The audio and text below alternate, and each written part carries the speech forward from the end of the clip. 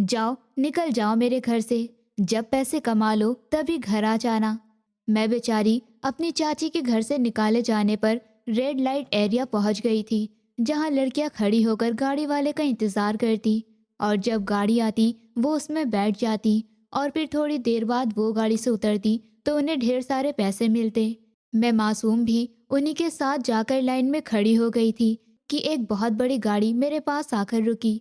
एक पल के लिए मैं घबराई और फिर अगले ही पल गाड़ी में बैठी। मुझे पैसे दीजिए ना, कुछ करोगी तो पैसे मिलेंगे ना, मुझे क्या करना होगा। किचन में बर्तन गिरने की आवाज पर मैं घबरा गई। आज मेरी चाची फिर से शोर शराबा डाल रही थी और पक्का पैसों का ही रोना था। मैंने अपने कानों में उंगलियां ठूस ली। मुझे मेरी चाची का चीखना चिल्लाना उन्हीं की तरह जहर लगता था। मेरा तो बस नहीं चलता था कि मैं अपनी चाची की जुबान को ही काट दूं, जो बस चलती रहती थी। मेरे चाचा बहुत ही शरीफ इंसान थे, बिल्कुल सीधे साधे, जब तो उनका गुजारा हो रहा था, वरना चाची अब तक तलाक लेकर अपना बोरिया बिस्तर बांधकर जा चुकी होती। काश चाचा आप ही थोड़े चालाक निकल आते, चाची को बालों से पकड़कर घसीटते हुए बाहर निकालते, दो थप्पड़ भी मार देते तो मजा आ जाता। मैंने कानों में उंगलियां ठूसकर दिल ही दिल में ख्याल किया कि तभी दरवाजा धड़ाम से खुला। मैं घबराकर फौरन अपनी जगह से उछली। कमबख्त, उठकर बाहर आ जा, पता भी है कि चाची का पारा हाई हुआ है, काम में कोई हाथ बटा दे, नहीं बेगैरतों की तरह कान में उंगलियां ठूस के बैठ जाती है, मुफ्त की रोटियां तोड़ती है। उठ फौरन। उन्होंने मेरी कमर पर मुक्का मारा। उनका हाथ नहीं हथौड़ा था। वो मुझ जैसी मासूम पर बहुत जुल्म करती थी। चाची चुड़ैल। चाची का बाजा एक बार फिर शुरू हो गया। ये आज की बात नहीं थी, ये रोज की बात थी। अब तो मेरे साथ साथ पूरे मोहल्ले को भी चाची के चीखने चिल्लाने की आदत हो चुकी थी। बल्कि अब तो सबको चाची की बातें बेकार लगने लगी थी। इधर चाची अब बोलती चली जा रही थी तो किचन में बर्तन धोती मैं उनकी बात दोहराती जा रही थी। चाची का बाजा बंद हुआ तो मैंने सुकून का सांस लिया। अच्छा है चाची चुड़ैल की जुबान को लगाम मिली है। ऊपर वाले चाचा की हिम्मत है जो इस औरत को बर्दाश्त कर रहे हैं, वरना मैं उनकी जगह होती तो 2 मिनट लगाती, डाइवोर्स पेपर हाथ में थमा के घर से बाहर कर देती। कुछ बोला तूने? अचानक चाची के आने पर मैं घबरा गई। मैं सोच रही थी रोटी डाल दूं। मैं आखिरी बर्तन रैक पर धीरे से रखते हुए खूबसूरत मुस्कान से मुस्कुराते हुए बोली, मेरा तो अभी मूड नहीं है, बच्चों के लिए डाल दो। और हाँ, उन्हें खिलाकर फिर खुद खाना। पहले ना ठूसने बैठ जाना कमरे में। वो हाथ नचाकर बोलने लगी। कमरा तो ऐसे बोल रही है जैसे बहुत बड़ा बंगला है और मेरा कमरा शाही कमरा है। छोटा सा स्टोर रूम है और उसमें जाकर मेरा सोना भी उनको अच्छा नहीं लगता। चाची चुड़ैल। मैं दिल ही दिल में हजारों बातें सोचती, लेकिन चेहरे पर मुस्कुराहट रहती थी। मैंने अच्छा कहकर चूल्हा जलाया और तवा रखा। और सुनो, कल मेरी काफ़ी दोस्तें आ रही हैं तो सुबह कॉलेज से छुट्टी ले लेना, काफ़ी काम होगा। छुट्टी? मेरी सांसें रुक गई। छुट्टी का मतलब था कि पूरा दिन चाची की डांट सुनने और उनके सारे काम करने के बाद उनके खराब मूड को देखते रहना। सिर्फ एक कॉलेज ही था जहाँ मैं जाती थी और थोड़ी देर के लिए मुझे चाची की कड़वी बातों से छुटकारा मिल जाता था। अब कल अगर मैं छुट्टी ले लेती तो पक्का मेरा सारा दिन खराब गुजरना था। चाची, मैं कल जल्दी आ जाऊंगी घर और सारे काम कर दूंगी। मुझे ज़रूरी असाइनमेंट सबमिट करवानी है ना करवाई तो बहुत प्रॉब्लम हो जाएगी। मैंने जल्दी जल्दी अपने दिमाग में प्लानिंग करते हुए नंदिनी चाची से कहा, अरे ऐसा कौन सा असाइनमेंट का काम है तुम्हारा? एक दिन की छुट्टी कर ली तो भूकंप आ जाएगा, कोई ज़रूरत नहीं है कल जाने की। बोल दिया तो बोल दिया। उन्होंने साफ साफ लफ्ज़ों में अपना फैसला सुना दिया था। प्लीज़ चाची, मुझे कल जाने दीजिए। मैं वादा करती हूँ जल्दी घर आ जाऊंगी और सारे काम कर दूंगी। मैं फिर से अपने आप के लिए बोलने लगी, क्योंकि मुझे कल सारा दिन अपने चाची की शक्ल नहीं देखनी थी। ठीक है चली जाना, लेकिन जल्दी घर वापस आना। अगर लेट आई तो याद रखना पूरा हफ्ता तुम फिर घर में ही बैठोगी। उन्होंने भी अपना एक पाँव ऊपर ही रखा। जी मैं जल्दी आ जाऊंगी पक्का। मैंने सुकून का सांस लिया और रोटी डालना शुरू की ताकि जल्दी से यहाँ से निकलकर अपने छोटे से स्टोर रूम वाले कमरे में जाऊं और थोड़ा सा सुकून पाऊं। सुदेश और रूपाली को ऊपर वाले ने एक खूबसूरत बेटी दी। उन्होंने मेरा नाम सपना रखा। जिंदगी के 5 साल मैंने ऐसे काटे थे जिसे मेरी जिंदगी में कभी कोई दुख ही नहीं हो। मैं अपने माँ बाप की आंखों का तारा थी। ऊपर वाले ने दौलत की बारिश कर दी थी तो वो मेरी हर ख्वाहिश पूरी करते थे। मुझे हाथों का छाला बनाया हुआ था। लेकिन 5 साल बाद ही पिताजी के दोस्त ने, जो उनका बिजनेस पार्टनर भी था, उन्हें बिजनेस में धोखा दिया और सब कुछ लेकर भाग गया। वो बड़े घर से रोड पर आ गए। पत्नी और बेटी की खराब जिंदगी को देखते हुए उनका दिल बहुत दुख रहा था। वो उनके हर रोज की गिरती हालत बर्दाश्त नहीं कर पा रहे थे। कितने ही दिन तक सड़क पर रहते हुए थक हार कर अपने छोटे भाई सुधीर के घर पर आए। छोटे भाई ने तो बड़े भाई को आगे बढ़कर दिल से लगा लिया था, लेकिन उनकी पत्नी ने वो बातें सुनाई जो मेरी माँ बर्दाश्त भी नहीं कर सकती थी। लेकिन हम खामोशी से सुनते रहे, क्योंकि फिलहाल हमें रहने के लिए एक छत चाहिए थी, और उस छोटे भाई के अलावा पिताजी का इस दुनिया में और कोई नहीं था जो उनकी मदद करता। अमीर से गरीब होना क्या होता है, ये एहसास मिलते ही उन्हें ऊपर वाला याद आ गया था। सारा दिन माँ घर के काम करती, मुझे नौकर की बेटी की हैसियत मिली हुई थी, जबकि खुद पिताजी हर जगह जॉब तलाश कर चुके थे, लेकिन उन्हें कहीं भी जॉब नहीं मिल रही थी, जिस वजह से वो मेहनत मजदूरी करने पर मजबूर हो गए। चाची का बुरा रवैया दिन ब दिन बढ़ता जा रहा था, जिस वजह से पिताजी ने सोचा कि इस घर से निकलकर छोटा सा कमरा लेकर किराए पर रह लेंगे, लेकिन अपनी पत्नी और बच्ची के साथ और बदतमीजी नहीं होने देंगे। लेकिन ये ख्वाहिश उनके दिल में ही रह गई। जब एक दिन कार एक्सीडेंट में उनकी डेथ हो गई, वो दिन मेरी माँ पर पहाड़ बनकर टूटा था। पहले ही मुश्किलें कम थी कि अब उनका आखिरी सहारा भी इस दुनिया से चला गया था। मेरी माँ पढ़ी लिखी थी, उन्होंने जॉब करना शुरू कर दी थी। मैं भी अब काफ़ी संभल गई थी, जबकि रोज़ मैं अपने पिताजी को याद करके रोती थी। फिर एक दिन मैं 8 साल की थी जब मैंने अपनी माँ को मरा हुआ पाया। मैं बहुत रोई, मैं अकेली रह गई थी, लेकिन कोई भी नहीं बता सकता था कि उनकी मौत कैसे हुई।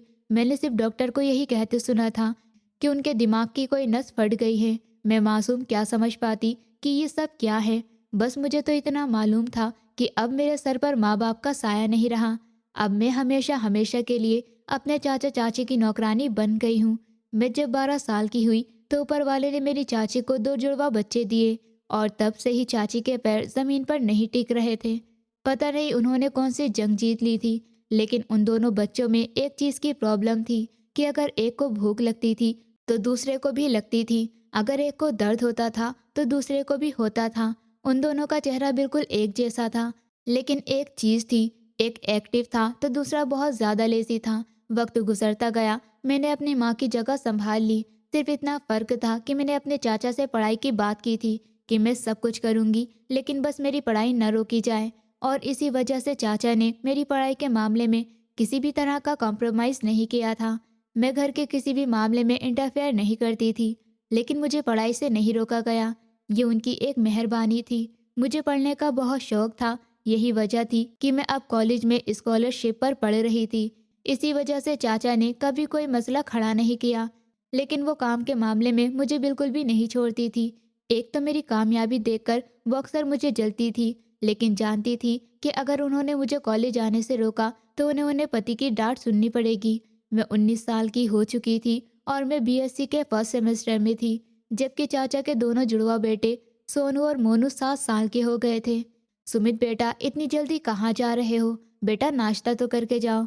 वो जो तेजी से सीढ़ियाँ उतरता हुआ नीचे जा रहा था, उसका रुख अब दरवाजे की तरफ था, लेकिन माँ की आवाज़ से उसके कदम रुक गए। माँ, आज जाना बहुत ज़रूरी है, पहले ही लेट हो गया हूँ, बाय। वो वहीं से बोलता हुआ फौरन दरवाजे की तरफ बढ़ गया था। एक तो ये लड़का हमेशा हवा के घोड़े पर सवार रहता है, कभी तो ऐसा हो जो वक्त पर उठकर तैयार हो जाए और नाश्ता कर ले। पता भी है कि माँ परेशान होती रहती है, लेकिन मजाल है जो ज़रा सी भी माँ की फिक्र कर ले। दिशा आंटी वही डाइनिंग टेबल पर बैठे उदास होने लगी। अरे दिशा भाभी, परेशान मत होइए, वो वही कुछ खा लेगा। उनकी देवरानी ने उन्हें तसल्ली दी। देखो ना श्रेया, इस लड़के ने मुझे बहुत परेशान किया हुआ है। न उसके आने का पता न जाने का पता। कोई एक वक्त नहीं है जब ये घर पर टिक सके। अब इतना भी क्या जुनून। उसका शौक था पुलिस की नौकरी करने का, कर लेना, लेकिन अब इसका मतलब ये तो नहीं कि पुलिस स्टेशन को ही अपना घर बना ले। दिशा आंटी आज अपने दिल की बातें अपनी देवरानी से करती चली जा रही थी। आंखों से वो धीमा सा मुस्कुराई। इसका तो एक ही हल है भाभी, आप ना सुमित की शादी करवा दीजिए। शादी करवाएंगे तो वो खुद ही घर में भी टिकेगा। देवरानी की बात सुनकर दिशा आंटी की आंखें चमक उठी। हाँ, ये तो तुम सही कह रही हो, ऐसा तो मेरे दिमाग में आया ही नहीं। मैं कल ही रिश्ते वाली को बुलाती हूँ और सुमित के लिए रिश्ता देखती हूँ। सुमित के पिता पुलिस की जॉब करते थे और एक दिन पुलिस की लड़ाई हुई। गुंडों से लड़ते हुए उन्हें गोली लगी जो दिल को छूकर गुजरी। वो बच नहीं सके और उनकी मौत हो गई।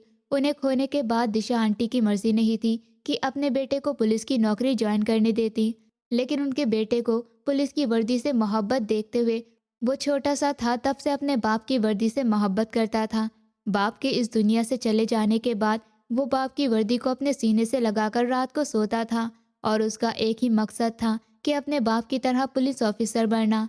और आज वो एसपी के मुकाम पर था। दिशा आंटी दिन रात उसके लिए प्रार्थना करती थी। उनकी जिंदगी का एक ही सहारा था उनका बेटा सुमित, जबकि उनकी देवरानी का भी एक ही बेटा था धीरज, जो सुमित से सिर्फ 1 साल छोटा था और फेमस एडवोकेट था। दोनों को ही अपने कामों से बहुत प्यार था। धीरज के पिता हार्ट पेशेंट थे, उनकी भी 2 साल पहले डेथ हो गई थी।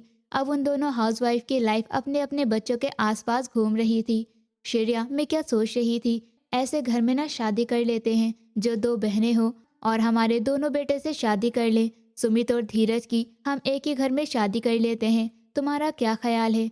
भाभी आपकी हर बात सराखों पर, लेकिन धीरज ने लड़की पसंद कर ली है, वरना मैं आपकी बात से कभी इनकार न करती। दिशा आंटी ने कुछ झिझकते हुए कहा, अरे ये तो बहुत अच्छी बात है, तुमने मुझे पहले क्यों नहीं बताया? क्या उस लड़की की कोई बहन वगैरह है या कोई कजिन? दिशा आंटी के सवालों पर श्रेया आंटी धीमा सा मुस्कुरा दी। नहीं भाभी, वो भी माँ बाप की इकलौती बेटी है। बल्कि इन्हीं दिनों में धीरज कह रहा था कि उनके घर जाऊं रिश्ता लेकर, तो आप और मैं हम दोनों चलेंगे जब आप चाहें। अरे क्यों नहीं, जब तुम कहो चल पड़ेंगे। आखिर धीरज भी तो मेरा सुमित जैसा है। वो बहुत ज्यादा खुश थी। क्या हुआ, अब भी मुंह पर 12 बज रहे हैं? अब तो बात खत्म कर दो यार। धीरज ने सोनिया की तरफ देखते हुए माथे पर बल डाले तो सोनिया के चेहरे पर अब की बात छोटी सी मुस्कान आई। चलो जल्दी से सब फिनिश करो फिर चलते हैं, धीरज ने नॉर्मल अंदाज में कहा कि उसी पल रश्मि आ पहुंची। धीरज, तुम ऐसा कैसे कर सकते हो? तुम इस केस से कैसे पीछे हट सकते हो, वो भी एंड टाइम पर? तुम गलत कर रहे हो। रश्मि की बात पर वो दोनों चौंके। एक्सक्यूज मी, तुम कौन होती हो मुझे ये सिखाने वाली कि मुझे क्या करना है और क्या नहीं? धीरज के सख्त लहजे पर रश्मि दंग रह गई थी। अफसोस हो रहा है मुझे, 2 दिन के प्यार के पीछे तुमने अपने करियर के इतने बड़े केस को बीच में छोड़ दिया।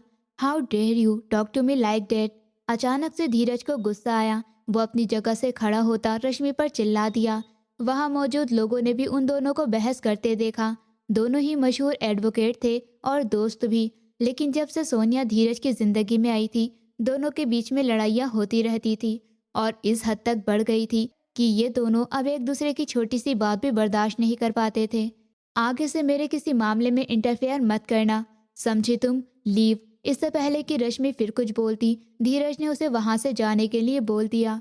रश्मि ने एक नज़र सोनिया पर डाली। बहुत पछताओगे तुम, याद रखना। इतना कहते हुए वो वहां से चली गई थी। धीरज छोड़ो उसे, वो तो है ही ऐसी, जब देखो आकर आप पर हुक्म जताती है।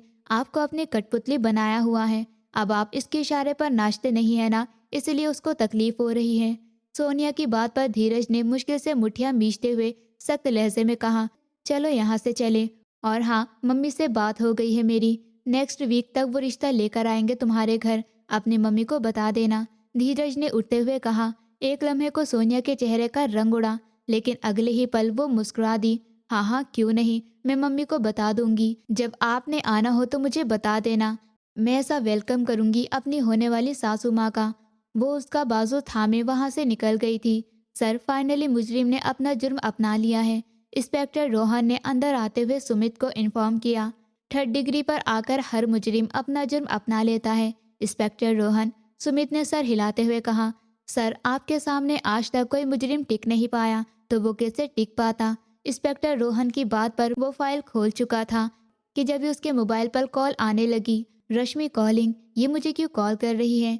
रश्मि, धीरज और सुमित की बहुत गहरी दोस्ती थी, लेकिन धीरज की वजह से ही वो रश्मि से मिला था। वो एक अच्छी लड़की थी, ज्यादा वक्त उसका धीरज के साथ ही गुजरता था, इसीलिए वो कम ही उनके बीच में जाता था।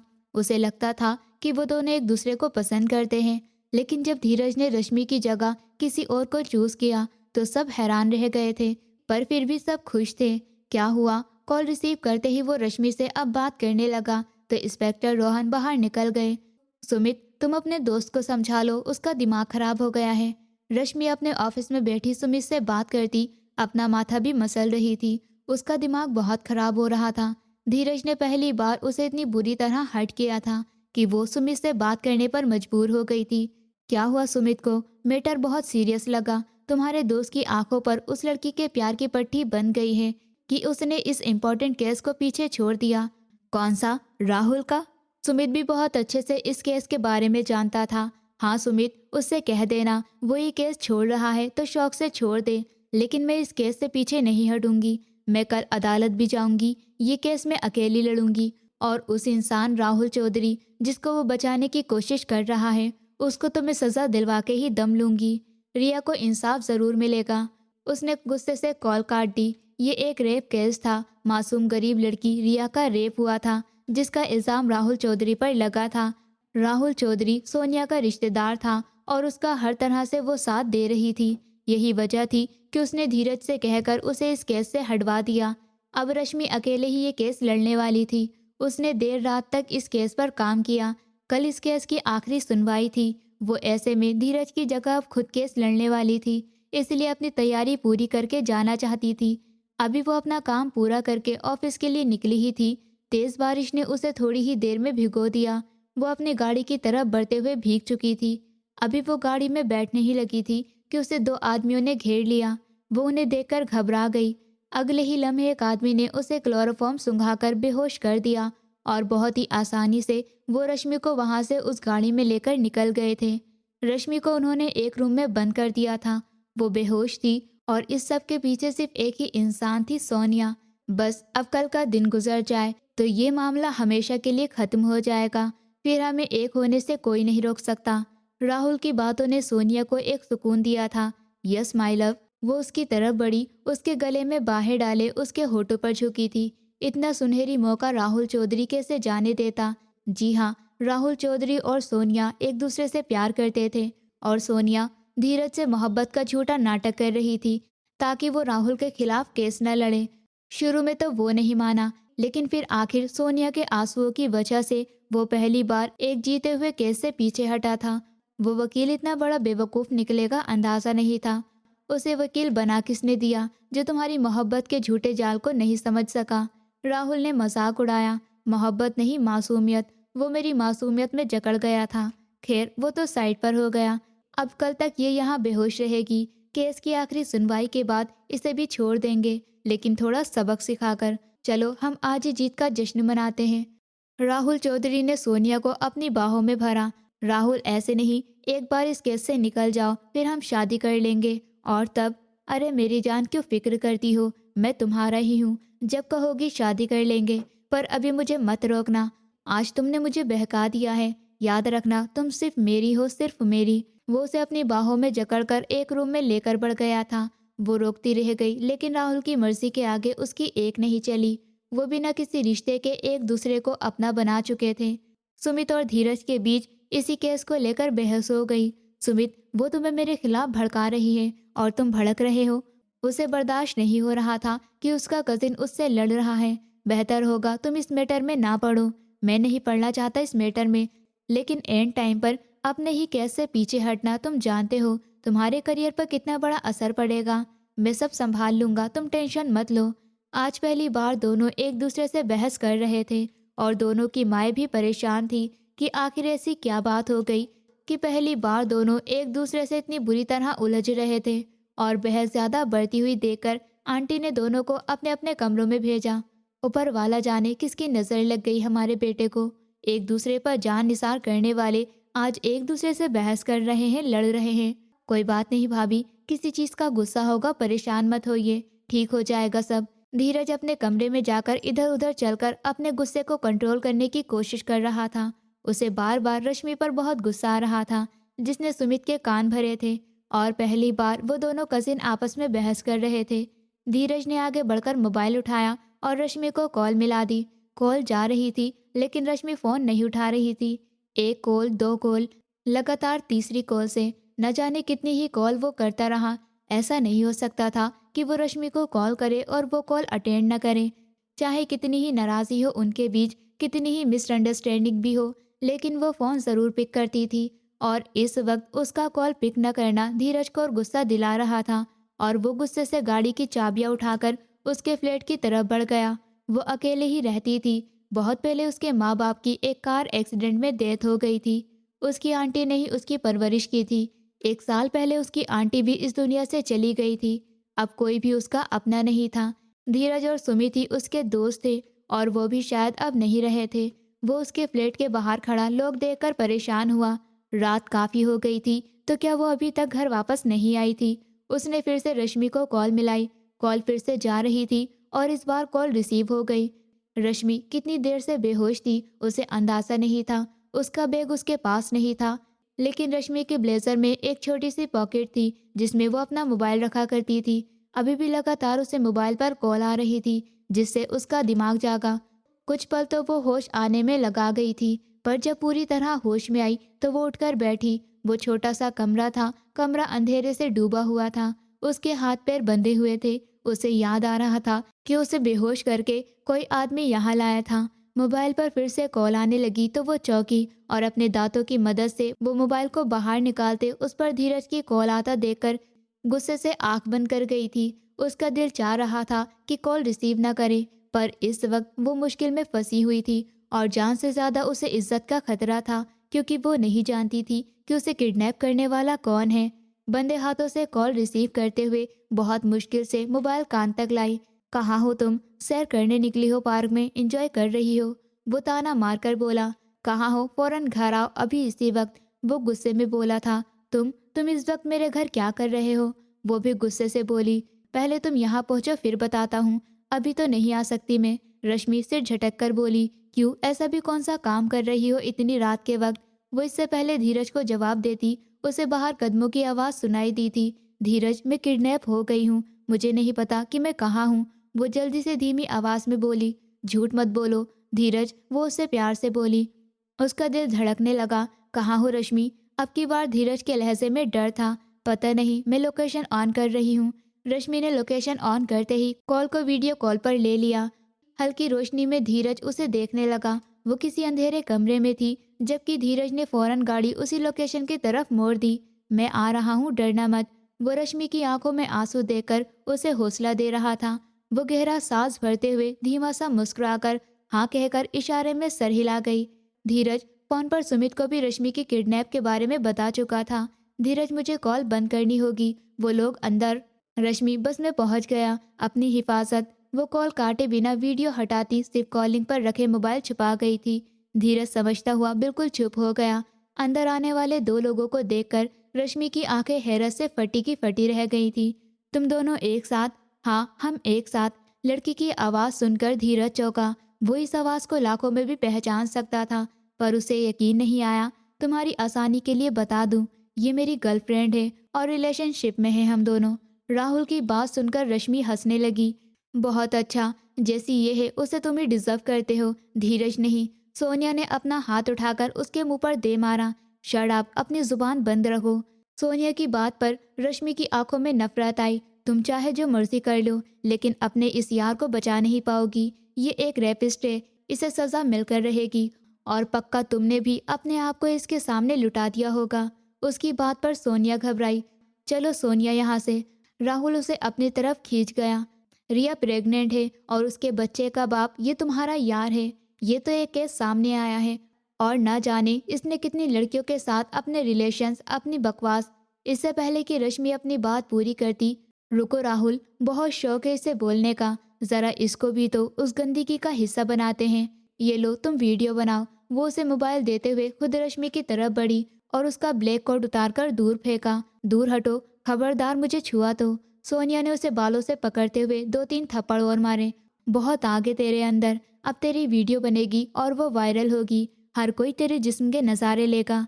वो अब उसकी वाइट शर्ट के बटन खोलती जा रही थी। आखिरी बटन खोला तो उसका दूधिया शरीर देखते हुए सोनिया ने आंखें मींची। वो बहुत खूबसूरत थी। धड़कनों के पास दिल उसके खूबसूरत जिस्म को और 4 चांद लगा रहा था।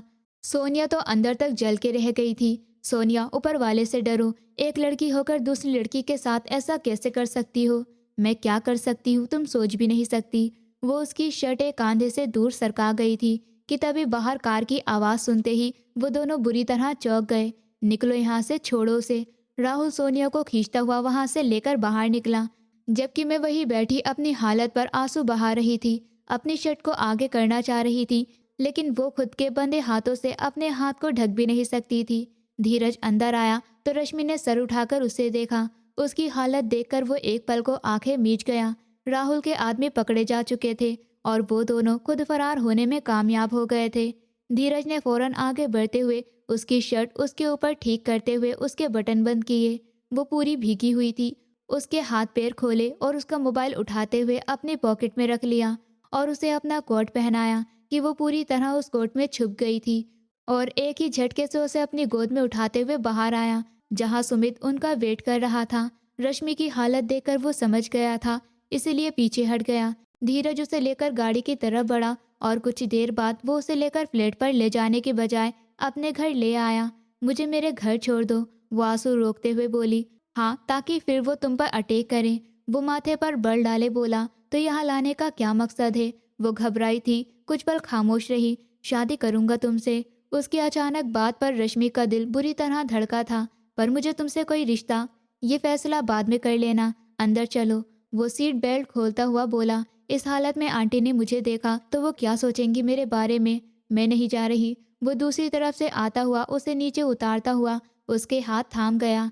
एडवोकेट रश्मि हो तुम, और एडवोकेट धीरज की होने वाली पत्नी। तुम्हें कोई क्यों कुछ कहे, उसे यकीन दिलाता वो रश्मि को हौसला दे गया था। मम्मी तुम्हें अच्छे से जानती हैं, वो कभी तुम्हारे बारे में कुछ गलत नहीं सोचेंगी। लेकिन मैं तुमसे शादी नहीं करूंगी, समझे तुम? वो माथे पर बल डाले बोली। हाँ, कल केस की आखिरी सुनवाई के बाद बात करेंगे। वो उसकी तरफ देखते हुए बोला तो उसके देखने का अंदाज रश्मि के दिल को बुरी तरह धड़का गया था।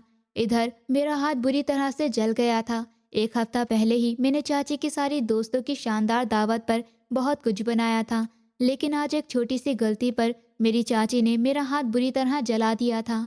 मुझसे चाची की साड़ी जल गई थी तो उसी प्रेस से उन्होंने मेरा हाथ जला दिया। मैं शाम तक आंसू बहाती रही कि अचानक ही बाहर हंगामा मच गया। सोनू और मोनू दोनों बाहर क्रिकेट खेलने गए थे, लेकिन मोनू के सर पर बॉल लगी, जिसकी वजह से वो वही बेहोश होता गिर गया। सोनू का दिमाग भी सुन पड़ गया। चाचा चाची उन दोनों को लेकर अस्पताल भागे, जहां उन्हें बहुत बुरी खबर सुनने को मिली। दिमाग के खास हिस्से पर चोट लगने से उनका बेटा कोमा में चला गया था और दूसरा बेटा भी बेहोश था। उन्हें फौरन मोनू की सर्जरी करवानी थी, जिसके लिए उन्हें 10 लाख की फीस जमा करवाने को कहा था। चाची अपना पूरा जेवर गिरवी रखवाकर 8 लाख इकट्ठे कर चुकी थी, लेकिन 2 लाख अभी भी कम थे। मैं भी उनके पास हॉस्पिटल जाना चाहती थी, पर मुझे कोई लेकर नहीं गया। डॉक्टर ने मोनू की सर्जरी करना शुरू कर दी थी और मेरे चाचा बाकी पैसों का बंदोबस्त करने निकले हुए थे। राहुल और सोनिया दोनों ही पकड़े जा चुके थे। केस की सुनवाई हो गई थी। धीरज ने राहुल के खिलाफ केस लड़ा और जीत गया। राहुल चौधरी को 7 साल की कैद हुई। उसका साथ देने के जुर्म में सोनिया को 3 साल की कैद की सजा सुनाई गई थी। सोनिया तो इस काबिल बची ही नहीं थी कि वो धीरज के साथ नजर भी मिला सकती, इसीलिए खुद को खामोशी के साथ कानून के हवाले कर दिया। जबकि राहुल ने बहुत शोर मचाया था, लेकिन पुलिस उसे अपने कंट्रोल में कर चुकी थी। अब क्या ख्याल है मिस रश्मि? क्या मिसेज रश्मि धीरज बनना चाहती हो? अदालत के बाहर सीढ़ियां उतरते हुए धीरज ने अपने साथ चलती रश्मि से पूछा। रश्मि धीरे से मुस्कुराने लगी। हमदर्दी में शादी करना चाह रहे हो तो रहने दो, मेरे लिए तुम्हारी दोस्ती ही काफ़ी है। वो उसे मना कर गई। देखो, मैं तुम्हें अब दोस्ती से बढ़कर रखना चाहता हूँ, और ये एहसास मुझे रात को हुआ है जिस लम्हे तुम किडनैप हुई थी। ऐसा लगा मानो मेरी जान निकल गई। मैं अब और तुम्हें अकेला नहीं छोड़ सकता। मैं नहीं जानता कि मोहब्बत करता हूँ या नहीं, लेकिन एक बात का यकीन मुझे रात अच्छी तरह से हो गया था, तुम मेरे लिए बहुत खास हो। वो रश्मि का हाथ थामे उसकी आंखों में आंखें डालकर बोल रहा था। मानती हूँ तुम बहुत अच्छे वकील हो, लेकिन ये मत भूलो सामने खड़ी हुई कोई आम लड़की नहीं है। रश्मि मीठी निगाहों से उसे देखते हुए बोली। और मुझे इस बात की खुशी है कि मेरी लाइफ में आने वाली लड़की मेरी जैसी ही है। मेरा ख्याल है चलना चाहिए। मम्मी हमारा वेट कर रही होंगी। शादी के सारे अरेंजमेंट हो गए थे। What do you mean? तुमने सारी अरेंजमेंट भी कर ली? हाँ, घर में बता कर आया था कि आज अदालत की आखिरी सुनवाई के बाद तुम्हारी और मेरी शादी होगी, और अब मैं कुछ नहीं सुनूंगा। सुमित पहुंच गया होगा, सारे अरेंजमेंट पूरे हैं। अब हमने भी जल्दी पहुंचना है। Let's go. वो उसका हाथ थामे सामने अपनी गाड़ी की तरफ बढ़ा। पहली बार उसका हक जताना रश्मि को बहुत अच्छा लगा था। नंदिनी चाची जब से घर आई थी चीखे जा रही थी। उस वक्त को कोस रही थी जब उन्होंने अपने दोनों बेटों को क्रिकेट खेलने के लिए भेजा था और वो दोनों ही अस्पताल में पड़े हुए थे। डॉक्टर ने और पैसों का बंदोबस्त करने को कहा और अब उन्हें समझ नहीं आ रही थी कि वो क्या करें। मैं उनसे जाकर हमदर्दी के दो बोल बोलना चाहती थी, लेकिन डर कर मैं अपने कमरे में ही छुपी रही और उनके गुस्से का निशाना नहीं बनना चाहती थी। लेकिन ऐसा मुमकिन नहीं था कि एकदम शोर की आवाज़ आई। मजाल है कि बाहर निकलकर पूछ ले मनहूस, अकेली परेशान हो रही हूँ मैं। ऊपर वाला पूछेगा तुझ मनहूस को। उन्होंने मेरे स्टोर रूम में आते हुए मुझे बालों से पकड़कर वहां से बाहर निकालते हुए लाउंज में लाई थी। चाची, मैंने क्या किया? मुझे क्यों मार रही हैं आप? सब तेरा ही किया धरा है। तू और तेरा पूरा खानदान जब से हमारे घर में आए हो हमने अच्छे दिन नहीं देखे। आप मेरे मरे हुए माँ बाप के बारे में किस तरह से बात कर रही हैं? आपको जो कहना है मुझे कह लीजिए, मेरे मरे हुए माँ बाप को कुछ मत कहिए। जुबान चलाएगी मेरे साथ। इस घर में तुझे रखा है, तेरे पढ़ने खाने पीने का सारा खर्च हम उठाते हैं, तू हमसे जुबान चलाएगी? अगर आज तुझे यहाँ से निकाल दे तो कौन रखेगा तुझे? चाची, अगर मेरे बस में होता तो मैं ढेर सारे पैसे कमा कर लाकर आपको दे देती, लेकिन मेरी एजुकेशन तो पूरी होने दीजिए। तो मैं क्या करूं? तू क्या करेगी एजुकेशन पूरी करके? वो तेरी दोस्त है ना त्रिशा, कितने पैसे हैं उसके पास? वो भी तो कुछ पार्ट टाइम जॉब करती है, उससे पूछ लेती, तू भी कर लेती। आज हमें ये दिन ना देखना पड़ता, तू भी कुछ कमा कर लाती तो आज अपने चाचा का सहारा बन जाती। मनहूस लड़की, चाची ने मेरी कमर पर दो मुक्के मारते हुए कहा। त्रिशा उसी मोहल्ले में रहती थी, लेकिन वो पार्ट टाइम जॉब करती थी। कोई नहीं जानता था और उसके पास बहुत से पैसे ज़रूर होते थे, जिस वजह से उसके घर के हालात अच्छे होते जा रहे थे। तो यही चाची को हजम नहीं हो रही थी, क्योंकि त्रिशा मेरी ही उम्र की थी। अगर वो कर सकती थी तो मैं क्यों नहीं? चाची, आप ऐसे मत कहिए। मैं रोते हुए उनके पास बैठी तो क्या करूँ? कहाँ से लाऊं इतने पैसे? कहाँ से अपने दोनों बेटा का इलाज करवाऊं? तू जा यहाँ से, निकल इस घर से। जब कुछ कमा के लाएगी तो भी वापस आना, वरना अपनी शक्ल मत दिखाना। मुझे बाजू से पकड़कर मेरी चाची ने मुझे घर से बाहर निकाल दिया था। मैं रोती रही, लेकिन मेरी चाची ने मेरी एक न सुनी। मुझे समझ ही नहीं आ रहा था कि मैं अब क्या करूं। और फिर इस मुसीबत की घड़ी में मैं त्रिशा के घर चली गई और उसे सारी बात सुना दी। तुम्हारी चाची तो बिल्कुल पागल हो गई है, आधी रात को तुम्हें घर से निकाल दिया। लगता है उनका दिमाग खाली हो गया है। त्रिशा को मेरी चाची शुरू से ही अच्छी नहीं लगती थी। प्लीज़ त्रिशा, प्लीज़ ये बताओ, क्या तुम पार्ट टाइम जॉब करती हो? मुझे भी वहाँ जॉब पर लगवा दो, ताकि मैं अपनी चाची को कुछ कमा कर ला कर दे सकूँ, ताकि वो मुझे घर में वापस रहने दे।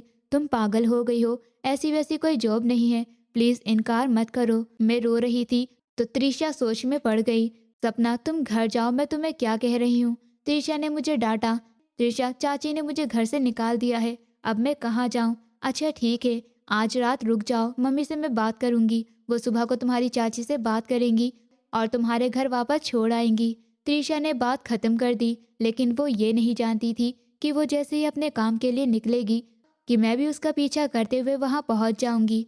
और इस वक्त हम दोनों शहर के उस एरिया में थे जो बदनाम एरिया था। मैं त्रिशा का पीछा करते करते वहां पहुंची। दूर तक मुझे लड़कियां और औरतें खड़ी हुई दिखाई दे रही थी। मैं ये सब कुछ चुपके से खामोशी से देख रही थी। त्रिशा भी किसी एक लड़की से बात करते हुए अपना दुपट्टा उतार कर एक बैग में रख चुकी थी। दुपट्टे के नीचे उसका ड्रेस देखकर मेरी आंखें हैरत से फैल गई। उसने बिल्कुल टाइट वाला ड्रेस पहना हुआ था, जिसमें उसके जिस्म का हर एक अंग नजर आ रहा था। और फिर मैं वहां जाकर खड़ी हो गई। रश्मि और धीरज की शादी होते ही सुमित ने धीरज को गले से लगाया। फाइनली तुम दोनों एक हो गए। सुमित की बात पर धीरज के चेहरे पर मुस्कान आई, जबकि श्रेया आंटी की आंखों में आंसू देखते हुए धीरज ने उन्हें अपने गले से लगा लिया था। काश मेरे मम्मी पापा भी जिंदा होते तो कितना खुश होते वो। रश्मि उदास हुई थी। बेटा, एक दिन तो सबको ही चले जाना है, और जिसका कोई नहीं होता उसका ऊपर वाला होता है। और फिर मैं हूं ना। धीरज से पहले मैं तुम्हारी मम्मी हूँ। अगर ये तुम्हें कभी परेशान करे तो तुम हमेशा मेरे पास आ जाना। इतना प्यार हौसला देने पर रश्मि उनके गले से लग गई थी। कुछ ही देर बाद सुमित को पुलिस स्टेशन से एक इमरजेंसी फ़ोन कॉल आई, जिसे सुनते हुए उसके चेहरे पर परेशानी आ गई थी।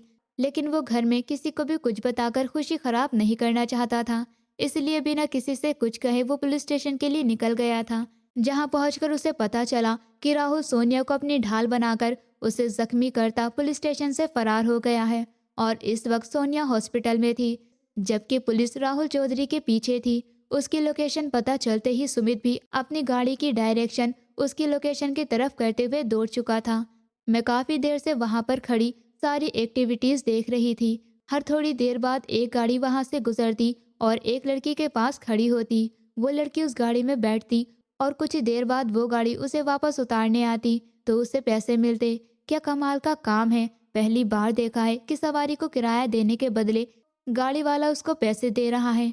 ये तो बहुत कमाल का काम है। मैं भी बहुत ध्यान से जाकर एक तरफ खड़ी हो गई थी और किसी गाड़ी का वेट करने लगी। इतने पैसे मुझे मिल जाएंगे तो चाची खुशी हो जाएंगी, मुझे कभी भी घर से नहीं निकालेंगी। मैं मासूम दिल ही दिल में प्लानिंग कर रही थी, ये जाने बिना कि इस वक्त मैं किस एरिया में खड़ी हूँ जो इतना खतरनाक था। तभी एक गाड़ी मेरे पास से गुजरते हुए बहुत धीमे अंदाज में रुक रुक कर चली, तो मैं समझी कि वो गाड़ी मेरे लिए रोकी गई है। इधर उधर देखा और फौरन मैं उस गाड़ी में बैठ गई। सुमित, जो ब्लूटूथ अपने कानों में लगाकर अपनी टीम के साथ बातें कर रहा था, और राहुल की लोकेशन इस एरिया में मौजूद थी, जिसकी वजह से वो अपनी गाड़ी की स्पीड बहुत स्लो कर गया था। इधर उधर मौजूद लड़कियों पर बिना एक गलत नज़र डाले वो अपने मिशन की तरफ ध्यान दे रहा था कि अचानक मैं उसकी गाड़ी में बैठ गई। सुमित ने चौंक कर मेरी तरफ देखा। कौन हो तुम और गाड़ी में क्यों बैठी हो?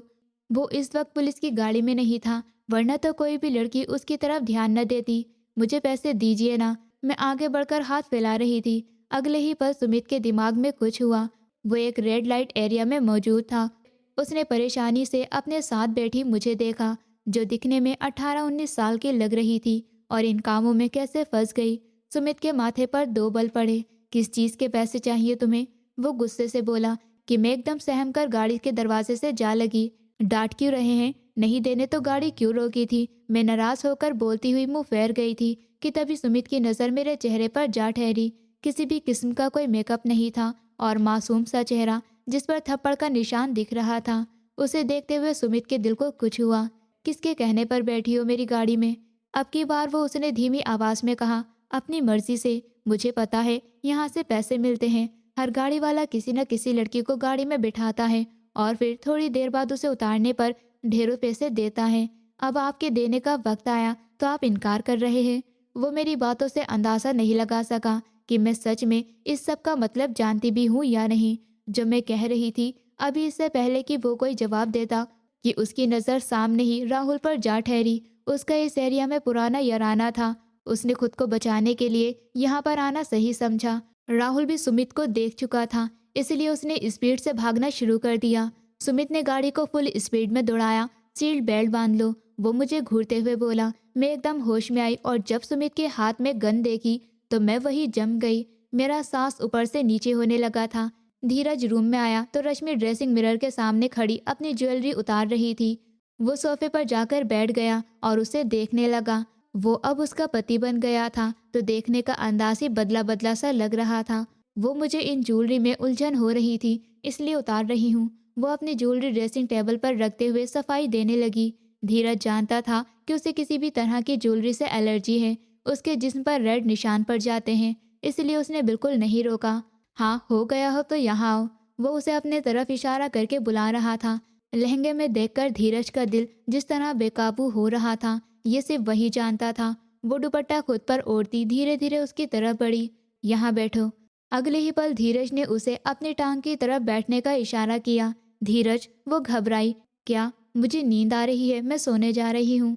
वो लहंगा थोड़ी ऊपर को उठाती हुई जैसे ही मुड़ रही थी, धीरज ने उसे कमर से पकड़ लिया और घुमाकर अपनी तरफ खींचते हुए थाई पर बिठाया। रश्मि उसके कंधे पर हाथ रखे गहरा सांस भर रही थी। दोनों की नजरें एक दूसरे पर टिकी हुई थी और धड़कनें बहुत तेज चल रही थी। हमेशा ब्लैक कोट में देखता आया हूँ तुम्हें, आज पहली बार ऐसे तुम्हें लहंगे में दुल्हन बने देखकर मेरे दिल की क्या हालत हो रही है मैं बता नहीं सकता। धीरज सीरियस लहजे में बोला। कुछ ज्यादा ही रोमांटिक हो रहे हो, ऐसे तो नहीं थे तुम। वो थोड़ा शर्माते हुए पलकें उठाई थी। बहुत प्यारी लग रही हो, तुम भी तो इस तरह कभी शर्माई नहीं। आंखों में आंखें डालकर बात करने वाली रश्मि आज नजर बार बार झुका क्यों रही है और ब्लश भी कर रही है। वो उसे तंग करने लगा। धीरज प्लीज परेशान मत करो ना। वो अभी भी नजरें नहीं उठा रही थी। अगले ही लम्हे वो उसके माथे पर अपने होठ रख गया था। रश्मि का दिल भर आया। कल किस तरह उस इंसान ने आकर उसकी इज्जत बचाई थी। अरे रोना नहीं है। उसके गालों पर बहते आंसुओं को अपने हाथों से साफ करते हुए उसने रोने से रोका था। वो उसके सीने पर सर रखते हुए रोने लगी। कल तुम ना आते तो मेरा क्या होता धीरज, मैं तो मर जाती। रश्मि हिचकियां लेते हुए उसे अपने दिल की बात आज कर रही थी, जबकि कल वो बहुत मजबूत बनने की हर कोशिश कर रही थी, पर आज वो इस इंसान के सामने खुल रही थी। ऐसा मुमकिन ही नहीं था रश्मि। ऊपर वाला सारे फैसले करता है, हम इंसान कुछ नहीं कर पाए। मेरे दिल को कुछ हो रहा था। तुम्हारी तरफ से एक अनजानी फीलिंग्स मुझे खींच रही थी, जिसे मैं खुद नहीं समझ पा रहा था। जब तुमने मेरी 10 कॉल पर भी फ़ोन नहीं उठाया तो मैं तुम्हारे घर पहुंच गया, वरना और वक्त होता तो मैं तुम्हारा नंबर ब्लॉक कर सकता था, पर ऐसा नहीं हुआ। और फिर तुम मुझे वापस मिल गई। कितनी बुरी हालत थी मेरी, रश्मि रोते हुए कहने लगी। पर मुझे तो बुरी नहीं लगी। मैं तो अभी तक उस नज़ारे में खोया हुआ हूँ। और वो दिल तो बहुत जानलेवा था। वो उसकी उदासी कम करने के लिए बोला था तो वो उसे गुस्से से घूरने लगी। तुम अब गंदे वकील हो गए हो, हटो, मुझे चेंज करना है, नींद भी आ रही है। ये तुम गलत कर रही हो मेरे साथ। मुझे इतना हसीन नज़ारा करवाकर अब तुम मुझसे दूर रहना चाहती हो, तो ऐसा तो मैं होने नहीं दूंगा। वो एकदम उसके उठने से पहले ही अपनी बाहों में भरकर बेड की तरफ बढ़ गया था। धीरज, उसका दिल पूरी तरह धड़कने लगा था कि धीरज ने उसकी धड़कनें अपने सीने से शांत करी। क्या तुम मुझे मेरा हक नहीं दोगी? वो उसके चेहरे की तरफ झुकता हुआ बोला था। मुझे अजीब सी शर्म आ रही है, तुम्हें नहीं आ रही? धीरज ने उसकी कमर पर अपने हाथ बांधे। अगर हस्बैंड शर्माना शुरू कर देगा तो फिर सुहागरात क्या वाइफ मनाएगी? वो सीरियस लहजे में कहता उसके बालों को खोल गया था। उसकी पकड़ रश्मि की कमर पर सख्त हो गई। इससे पहले कि वो कुछ बोलती, धीरज ने उसके होठों को अपने होठों पर रखकर उसे चुप करवा दिया था। रश्मि के दिल की धड़कनें और तेज हो गई थी, जिसकी धड़कनों का शोर सुनकर वो खुद भी पागल हो रहा था। धीरे धीरे गुजरती रात में वो दोनों एक दूसरे के साथ अपने हसीन लम्हों को जी रहे थे। सुमित गन लोड कर गाड़ी रोकता बाहर निकला था और राहुल पर गोली चला दी। गोली सीधा उसकी टांग पर लगी। वो दर्द से कांप उठा। इस वक्त वो राहुल को काबू कर चुका था। तुझे क्या लगता है तू पुलिस से बचकर निकल जाएगा? पुलिस तुझे जाने देगी तो चल अब ससुराल, तेरा तो वो रिमांड लूंगा, तेरी 7 नस्लें याद रखेंगी। उसकी टीम भी वहां आ पहुंची थी और राहुल को फौरन पकड़ में ले लिया था। बात करने के बाद सुमित अपनी गाड़ी की तरफ आया तो मैं वहां से गायब थी। अब ये कहाँ चली गई? सुमित ने इधर उधर देखा पर मैं कहीं नहीं थी। ड्राइविंग सीट पर बैठा और गाड़ी को आगे बढ़ा दिया, लेकिन अपने दिमाग से मेरा ख्याल नहीं निकाल पा रहा था। रास्ते भर वो देखता आया कि शायद मैं कहीं नजर आ जाऊं, पर मैं दोबारा कहीं भी नहीं दिखाई दी। न जाने क्यों सुमित का दिल बेचैन हो रहा था। मैं उसे बहुत मासूम लगी थी। यह शायद कुछ तो था जो सुमित के दिमाग में चल रहा था। आह! अचानक आवाज पर वो चौंका और पलटकर पीछे देखा तो मैं पिछली सीट के नीचे छुपकर लेटी थी और अब उठ रही थी। मुझे कोई चोट आई थी। सुमित को मुझे देखकर दिल में सुकून उतरा था। वो किसी को बयां नहीं कर सकता था। फौरन नीचे उतरता वो गाड़ी के बैक सीट पर दरवाजा खोल गया और हाथ से पकड़ता मुझे बाहर निकाला। यहाँ क्यों छुपी हुई हो? मुझे गाड़ी के साथ लगाता मुझ पर झुका था। मुझे मेरी कलाई पर चोट आई थी। आपसे डर लग रहा था, प्लीज मुझे मत मारना। मैं तो त्रिशा के पीछे वहां गई थी। आगे से कभी नहीं जाऊंगी, पक्का वादा। मैं फौरन अपनी सफाई देते हुए बोली, ये त्रिशा कौन है? हमारे मोहल्ले में रहती है, बहुत पैसे हैं उसके पास। मुझे चाची कहती है जो वो काम करती है तुम भी वो करो और पैसे कमा कर लाओ, वरना घर मत आना। त्रिशा से पूछा तो उसने नहीं बताया और मैं उसका पीछा करते हुए वहां आ गई थी। मैंने उसे सारी बात बता दी थी। तुम्हें अंदाजा भी है वहां जो लड़कियां खड़ी थी वो किस वजह से खड़ी थी और क्यों गाड़ी में बैठ रही थी? अब की बार सुमित ने मुझे डांटा था। पहले मैंने हाँ के इशारे में सर हिलाया, फिर ना के इशारे में। वहां खड़ी होकर गाड़ी में बैठने से पैसे मिलते हैं, लेकिन आपने मुझे पैसे नहीं दिए। मैं भी आंखों से शिकायत कर रही थी और सुमित के दिल में उतरती जा रही थी। पहली बार किसी लड़की ने उसके दिल के तार छेड़े थे, वरना 28 साल का होने वाला था वो। माँ शादी के लिए कितनी लड़कियों की पिक्चर दिखा चुकी थी, लेकिन उसके दिल को कोई नहीं भाती थी। लेकिन अब पसंद आई भी तो कौन? सामने खड़ी मासूम सी मैं। नाम क्या है तुम्हारा? सपना। तुम्हें पैसे चाहिए? वो नर्म लहजे में बोला। मैंने फौरन हाँ के इशारे में सर हिलाया। कितने? 3 लाख। मैंने फौरन अमाउंट बताया। सुमित ने अपना माथा मसला। मतलब 3 लाख के चक्कर में तुम वहां तक पहुंच गई? क्या करोगी इतने पैसों का? चाची चुड़ैल। मेरा मतलब चाची को दूंगी, उनके जुड़वा बेटे हॉस्पिटल में हैं, उन्हें ज़रूरत है। क्या आप मुझे 3 लाख दे देंगे? हाँ दे दूंगा, लेकिन मेरी एक शर्त है। मुझे मंजूर है। मैं बिना जाने तेजी से बोल गई तो सुमित मेरी मासूमियत को देखता चला गया और फिर वो मुझे लेकर मेरे घर आया, जहाँ मेरे चाचा चाची को बातें सुना रहे थे और रो भी रहे थे। मेरी मासूम भतीजी की दुश्मन हो तुम, सारी जिंदगी उस पर जुल्म किया, अरे रात के अंधेरे में कहाँ निकाल दिया। ऊपर वाले ने तुम्हें बेटी नहीं दी ना, इसलिए तुम्हें एहसास नहीं है। अगर उसे कुछ हुआ तो मैं तुम्हें छोड़ूंगा नहीं। हाँ मैं तो हूँ ही बुरी, वो दिल ही दिल में बोल रही थी। चाचा, वो मेरी आवाज़ सुनते ही ऐसे पलटे जैसे उन्हें जिंदगी मिल गई हो। हम दोनों एक दूसरे से गले मिलकर रो रहे थे। सुमित ने उन्हें डिटेल में सारी बात बताई, लेकिन उसने वो एरिया वाली बात छुपा ली थी। आपका थैंक यू बेटा, आपने मेरी लाज रख ली। ये लो, जो कहानी सुनाई आपने सच मान ली। क्या पता दोनों के गहरे रिश्ते हों। और अब शराब, सुमित ऊंची आवाज में दहाड़ा था कि चाचा के सीने से लगी मैं भी सहम गई थी। खबरदार, बहुत मासूम लड़की है वो, इल्जाम लगाया तो सीधा जेल में बंद कर दूंगा, समझी आप। वो खुद पर कंट्रोल करता हुआ बोला। ये पुलिस वाला है। चाची थोड़ा घबरा गई। आप मुझे शरीफ आदमी लगते हैं, बेहतर होगा अपने घर की इज्जत की हिफाजत करिए, और अगर मुश्किल लग रहा है तो मेरे हवाले कर दीजिए, मतलब अपनी भतीजी की शादी मुझसे कर दीजिए। वो पुलिस वाला इतना स्ट्रेट फॉरवर्ड हो सकता था, किसी को अंदाजा नहीं था। आपके जवाब का इंतजार रहेगा, फिर मैं अपनी माँ को भेजूंगा। वो अपना कार्ड उन्हें थमाता, एक नज़र मुझे देखता, वहाँ से चला गया था। और फिर हफ्ते में ही हम दोनों का रिश्ता तय हो गया था और धीरज की मेहरबानी से सुमित की भी शादी हो गई थी। शॉर्ट नोटिस पर सारे अरेंजमेंट उसी ने कर पाए थे। दिशा आंटी तो इतना खुश थी कि फूले ही नहीं समा रही थी। उनका बेटा अब शादीशुदा हो गया था और दुल्हन भी इतनी नाजुक और इतनी प्यारी सी थी कि वो रश कर रही थी। छोटी मोटी रस्मों के बाद मुझे सुमित के रूम में पहुंचा दिया गया। थोड़ी देर बाद सुमित कमरे में आया। ये रोना धोना क्यों मचाया हुआ है? सुमित लगातार मुझे रोता देखकर सर पकड़कर बैठ गया। हाँ तो मैंने तो बस आपसे पैसे मांगे थे, आपने तो मुझसे शादी करके यहाँ कैद कर लिया। अब मैं पढ़ूंगी कैसे? रो रो कर मैं अपनी पढ़ाई की फिक्र कर रही थी। अच्छा, मैंने कब कहा कि तुम्हें यहाँ कैद करूंगा और तुम पढ़ नहीं सकती? सच में? मैं एकदम से उठकर उसके पास आई। मेरे अंदर से आती खुशबू ने सुमित को बहका दिया था। बिल्कुल, बस तुम मेरा हक अदा करती रहना, बाकी जो दिल चाहे कर सकती हो। मुझसे पूछकर, मुझे बताकर। वो मुझे खींचकर अपने सीने से लगा गया। ये क्या कर रहे हैं? बुरी बात है ये, मैं धीमे से धड़कते दिल से बोली। हस्बैंड और वाइफ में सब चलता है, बस अपनी शर्म खत्म कर दो। मेरी मासूम हरकतें सुमित को और बहकाती जा रही थी। मैं उसके हल्के से छूने से ही कांपने लगी थी, जबकि सुमित ने मुझे बहुत मोहब्बत से समेटा था, क्योंकि मैं उसकी थी, उसकी मासूम सपना। दोस्तों, उम्मीद करती हूँ आपको हमारी कहानी पसंद आई होगी। कहानी पसंद आई है तो वीडियो को लाइक करें, चैनल पर नए हैं तो चैनल को सब्सक्राइब करें, और हाँ, नोटिफिकेशन बेल को ज़रूर दबाएं ताकि अगली अपडेट सबसे पहले आपको मिले।